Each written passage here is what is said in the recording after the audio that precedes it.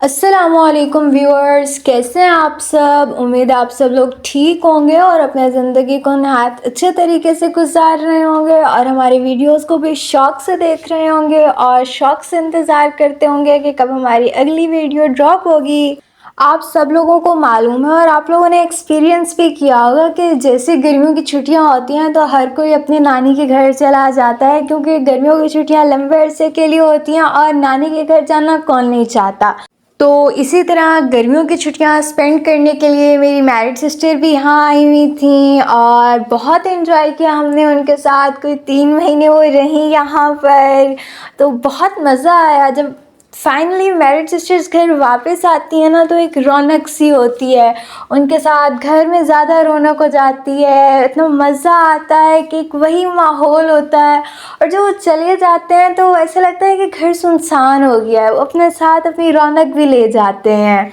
और जब आपके भांजा भांजियाँ हों और वो जब वापस जाने लगे तो और दुख और अफसोस होता है। कैसा सैड मोमेंट होता है कि इतना टाइम इनके साथ स्पेंड किया और अब इनसे मतलब इनको खुदा हाफिज़ कहना है, अभी अपने घर जा रहे हैं। आपको यकीन नहीं आ रहा होता कि आपने इतना टाइम उनके साथ स्पेंड किया और कल जब आप उठोगे कल आपने उनको खुदा हाफिज़ कहना है कि वो अपने घर के लिए रवाना हो रहे हैं। तो मेरी बहन ने भी वापस जाना था और सामान भी बहुत ज़्यादा था, तो मैंने कहा कि चलो मैं तुम्हारी हेल्प करा देती हूँ। तो बेसिकली मुझे वीडियो भी बनानी थी थोड़ी सी, तो मैंने कहा कि चलो मैं हेल्प करा देती हूँ। तो सारा आधे से ज़्यादा सामान उसका मैंने पैक किया, उसके कपड़े मैंने फ़ोल्ड किए, उसका मेकअप वाला सामान, उसका सामान पैक किया। तो उसके बाद मैंने अपने भांजे का सामान पैक करना शुरू कर दिया। और जब मैं उसके मतलब कपड़े वगैरह और खिलौने अंदर रख रही थी तो ऐसे सैड फीलिंग आ रही थी कि यार कल ये चला जाएगा।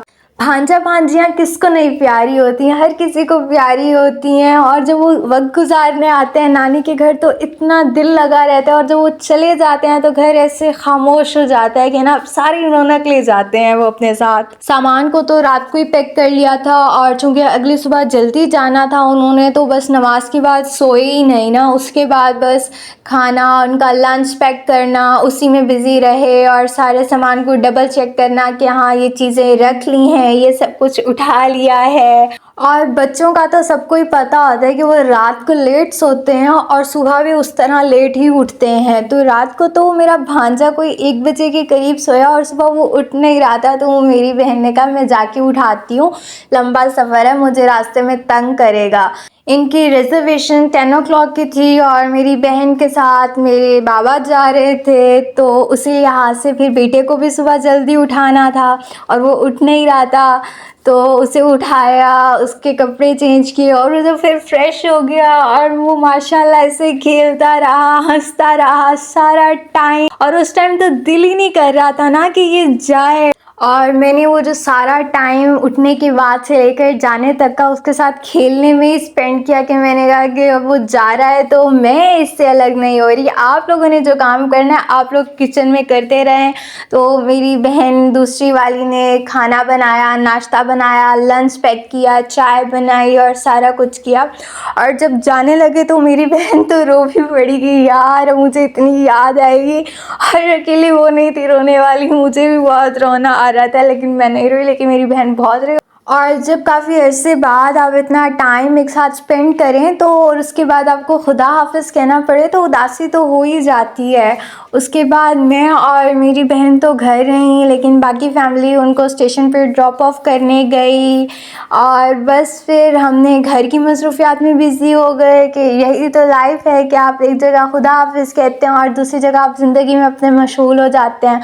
लेकिन घर उस टाइम जितना सुनसान हो चुका था कि खाली हो चुका था, रौनक घर से जैसे कोई निचोड़ कर ले गया हो अपने साथ। तो रास्ते के कुछ क्लिप्स भी भेजे मेरी बहन ने और माशाल्लाह भांजा इतना मीठा लग रहा था, इससे तो और ज़्यादा ही याद आने लग गई उसकी। उम्मीद है आपको ये व्लॉग पसंद आया होगा। अल्लाह हाफिज़।